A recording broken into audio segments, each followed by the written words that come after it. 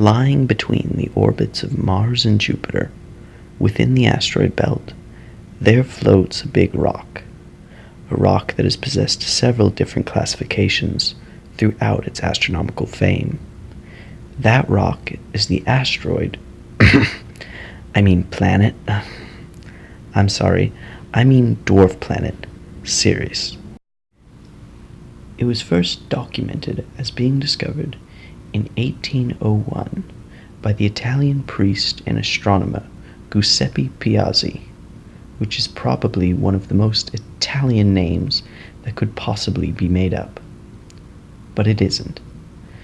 Giuseppe discovered this thing, and from there it was classified as an asteroid, a classification that stuck until recently, which I'll get into more later. Ceres was named after the Roman god of crops and harvest, which is also where the word cereal comes from. Ceres, cereal, see, it's pretty close. But going forward, this space cereal orb, discovered by a man named Giuseppe, has a lot of interesting things about it. But first, we'll start with some less interesting things about it. It is the 33rd largest object in the solar system. Its total diameter is 945 kilometers. It has no sign of an atmosphere, and it possesses no moons.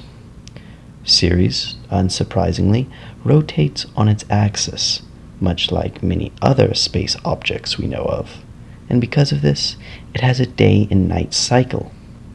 One day on Ceres lasts about 9 hours. Perhaps one of the most intriguing things about the planet is that Ceres has water on it, which makes it one of the unique few satellites in our solar system that does. Another interesting characteristic Ceres possesses is that it has a massive pyramid-shaped mountain that is over 2 miles high called Ahuna Mons. There are several theories surrounding this mountain, one of which is that a blob of salty, rocky mud broke through the icy surface and froze, adding to the evidence that Ceres is geologically active. Another theory is that, much like the pyramids on our own planet, Ahuna Mons was made by aliens, who once used it to conduct important alien business. One of my favorite things about Ceres is that it, in actuality, was in fact visited by an alien spacecraft. I'm serious, I'm not even joking.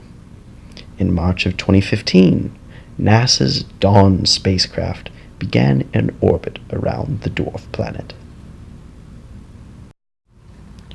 Okay, so I feel that it's time to explain what I mean when I say dwarf planet. It's a fairly new classification for our solar system's bodies.